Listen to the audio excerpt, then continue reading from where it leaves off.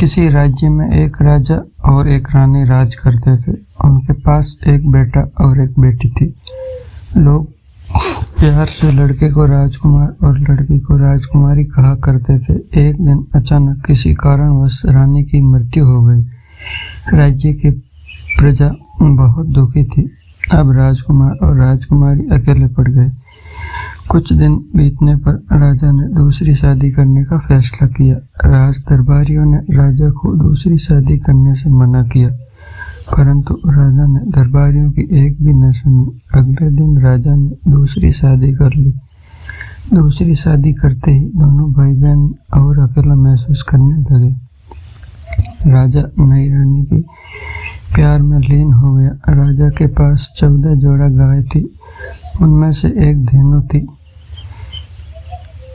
रानी को 1 साल बाद एक लड़का पैदा हुआ। नई रानी को अपने बेटे से प्यार और सौतेले बेटा बेटी से नफरत होने लगी। अपने बेटे को सदा प्यार करती और सौतेले बेटा बेटी को फटकारती रहती। अपने बेटे को दूध मलाई खिलाती, सौतेले बेटे को सदा फटकारती रहती और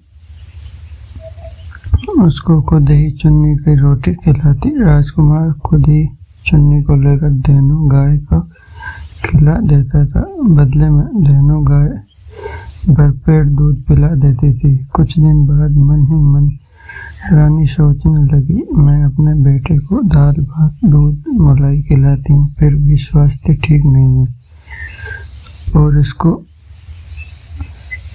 खुद ही चुन्नी खिलाती हूँ, फिर भी उसका स्वास्थ्य बहुत अच्छा है। इस प्रकार नफरत की दुनिया में कई साल बीत गया। एक दिन की बात है, धेनु गाय राजकुमार से बोली, राजकुमार, जब से तुम्हारी माँ मर गई है तब से मेरा खाना पीना दुश्वार हो गया है। नई रानी तो कभी भी आत्मा से खाना नहीं देती। यदि मैं आज तक इस खूंटे पर रही तो सिर्फ तेरे खातिर। अब तुम्हारा दुख मुझसे देखा नहीं जाता। आओ मेरे पीठ पर सवार हो जाओ। मैं तुम्हें आकाश में ले जाकर एक गुप्त बात बताऊंगी जो हमेशा तेरे काम आएगी। राजकुमार ने ऐसा ही किया। धेनु गाय आकाश में उड़ गई। ऊपर जाकर धेनु गाय बोली, राजकुमार, तुम्हें जब भी किसी चीज की दिक्कत हो या कोई संकट आ जाए तो मेरा नाम ले लेना। मैं तुम्हारे खातिर और तेरी माँ के खातिर सदा तुम्हारे साथ रहूंगी। जब भी संकट आए याद कर लेना, जय माँ। बूढ़ी गाय, जो चाहोगे तुम्हारा काम बन जाएगा। इतना कहकर धेनु गाय स्वर्गलोक चली गई और राजकुमार उन्हें पृथ्वी पर आ खड़ा हुआ। अब इस कहानी को थोड़ा देर के लिए यहीं छोड़ता हूँ, आगे की कहानी सुन। एक दिन राजकुमार नदी में स्नान करने गया। नदी की बीच धारा में एक बक्सा उपला कर बहती जा रही थी। राजकुमार ने उसे पकड़कर किनारे पर लाया और बक्से को खोला।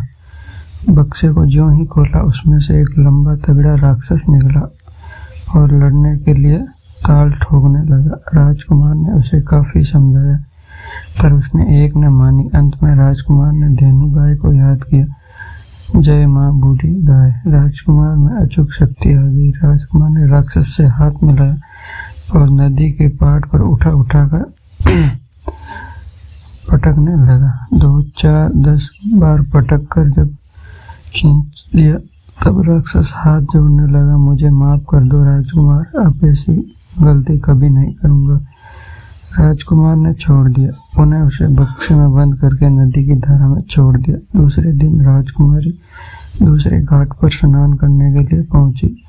उसी प्रकार बक्से को आते देखा और बक्से को पकड़कर लाई। जब बक्से को खोला तो उसमें से राक्षस निकला। जब राक्षस ने राजकुमारी को देखा तो प्रेत विभोर हो गया। अब राजकुमारी को डराने धमकाने लगा, तुम्हें मुझसे प्रेम करना होगा, अन्यथा मैं तुम्हें जान से मार डालूंगा। राजकुमारी बोली, मेरा भाई जब जानेगा कि मैं तुमसे प्रेम करती हूँ तो मैं मुझे जिंदा नहीं छोड़ेगा। तब राक्षस बोला, मैं तुम्हें एक उपाय बताता हूँ, ऐसा करने से तुम्हारा भाई मर जाएगा, फिर हम तुम प्रेम की दुनिया में मौज करेंगे। राजकुमारी राजी हो गई। तब राक्षस ने उपाय बताया, तुम्हारा भाई तुमसे बहुत प्यार करता है, तुम जो कहोगी वह अवश्य करेगा। उसे कहना जंगल में से बाघिन का एक बूंद दूध ला दीजिए, वह जो ही दूध लाने जाएगा उसे जंगली जानवर मारकर खा जाएंगे। राजकुमारी ने घर जाकर अपने भाई से ऐसा ही करने को कहा। राजकुमार सोचने लगा, बहन को कोई आवश्यकता पड़ गई होगी, इसीलिए दूध लाने को कहती है। राजकुमार दूध लाने के लिए जंगल की ओर चल पड़ा। जब वह जंगल में पहुंचता तो देखा कि बाघ बाघिन का बच्चा मांद पर खेल रहे हैं। एक हिंसक जानवर बाघिन के बच्चे को मारने के लिए दौड़ा आ रहा था। तभी राजकुमार ने बाघिन के बच्चे को लेकर एक पेड़ पर चढ़ गया। बहुत देर बाद जब बाघ बाघिन पहुंचे तो अपने बच्चे को न देखकर घबरा गए। जब बाघिन की नजर पेड़ पर पड़ी तो एकाएक राजकुमार पर टूट पड़ी, परंतु बाघिन के बच्चों ने कहा, इसे मत मारो, इसी ने आज हमारी जान बचाई है, वरना एक जानवर मुझे मार डालता। यह बात सुनकर बाघ बाघिन बड़े खुश हुए। बाघिन बोले, राजकुमार नीचे उतरो और तुम्हें जो चाहिए मांग लो। राजकुमार ने एक बूंद दूध मांगा, तब बाघिन ने खुश होकर एक बूंद के बदले एक बाल्टी दूध दिया। जब राजकुमार जाने लगा तब बाघ बोला, रुक जाओ राजकुमार, हम सब भी तुम्हारे साथ चलेंगे। ऐसा कहकर बाघ बाघिन तथा बच्चे सबके सब राजकुमार के साथ चल दिए। जब राजकुमारी ने एक बूंद दूध के बदले एक बाल्टी दूध और साथ में बाघ बाघिन देखे तो तले अंगुली दबा गई। दौड़ी दौड़ी नदी किनारे पहुंची। जब राक्षस ने सारी कहानी सुनी तो उसकी अक्ल फीकी पड़ गई। फिर भी अपने समझ में एक और जानलेवा तरकीब निकाली। राक्षस ने राजकुमारी को बताया, आज अपने भाई से कहना कि उसी जंगल में गुलर का फूल है, वो लाकर दो। राजकुमारी घर गई और अपने भाई से बताई कि मुझे गुलर का एक फूल चाहिए। भाई जंगल जाने को तैयार हो गया। अब गुलर पेड़ की कहानी सुनिए। इस गुलर पर 7 जोड़े चुड़ैल रहती थी। जो कोई गुलर को छूता उसकी मौत निश्चित थी। राजकुमार पेड़ के निकट पहुंचा।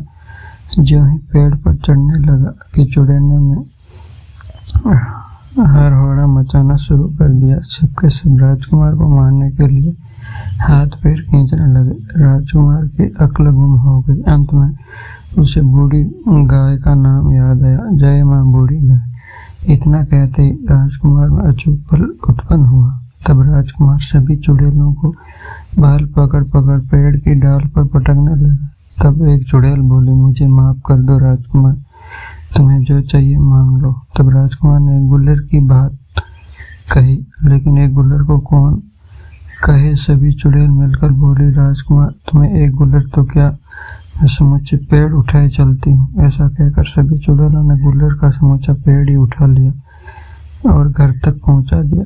जब राजकुमारी देखी तो दौड़ी दौड़ी नदी किनारे पहुंच गई। राक्षस को सारी कहानी सुनी। राक्षस आश्चर्य में पड़ गया। फिर भी अंत में एक अंतिम अचूक जानलेवा उपाय बताया। कार्तिक का महीना था। अपने भाई से कहना, गेहूं का एक बाल ला दो।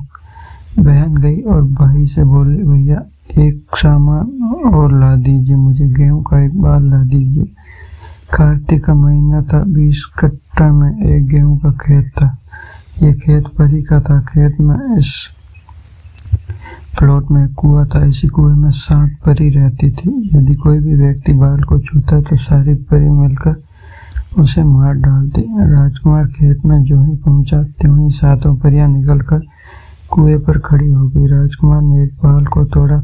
7 परी राजकुमार को तंग करने लगी। तब राजकुमार ने बूढ़ी गाय का नाम लिया और 7 परियों को उठा उठाकर कुएं पर पटकने लगा। अंत में 7 परी हाथ जोड़कर खड़ी हो गई। मुझे माफ कर दो राजकुमार, मैं गेहूं के पूरे खेत को ही उठाकर ले चलती हूँ। सभी ने मिलकर पूरे खेत को ही उठा लिया। राजकुमार के साथ चल दी। फिर राजकुमारी ने देखा और दरवाजे की पिछली गली से निकलकर नदी की ओर दौड़ गए। इस बार राजकुमार को शक हुआ कि आखिर कौन सी बात है कि हर मांग में खतरा ही खतरा है। ऐसा सोचकर बहन के पीछे पीछे गया। राजकुमार ने देखा कि उसकी बहन उसी राक्षस से बातचीत कर रही है। तब राजकुमार उसके निकट पहुंचा। राजकुमार बहन के सारे कारनामों को समझ गया। राजकुमार ने बूढ़ी गाय का नाम लिया। हाथ में एक तलवार आ गई। उसी तलवार से बहन और राक्षस के 2 टुकड़े कर दिए और उसी बक्से में बंद करके बीच धारा में छोड़ दिया। अब राजकुमार अपने राज्य को लौटा। देखा पिताजी अंधे हो गए हैं, माता को कुष्ठ रोग हो गया, भाई का स्वास्थ्य एकदम अधमरा सा हो गया। तब राजकुमार ने अपने हाथ से भात दाल बनाया और माता पिता भाई को अपने हाथ से खिलाया। जो जो भात दाल को सबको खिलाता गया तो सबका रोग ठीक होता चला गया। अंत में सबके सब निरोगी हो गए। अब राजकुमार ने बूढ़ी गाय का नाम लिया तो 3 मंजिल की बेमिसाल मकान बन गई। उसी मकान में सभी प्रेम से रहने लगे।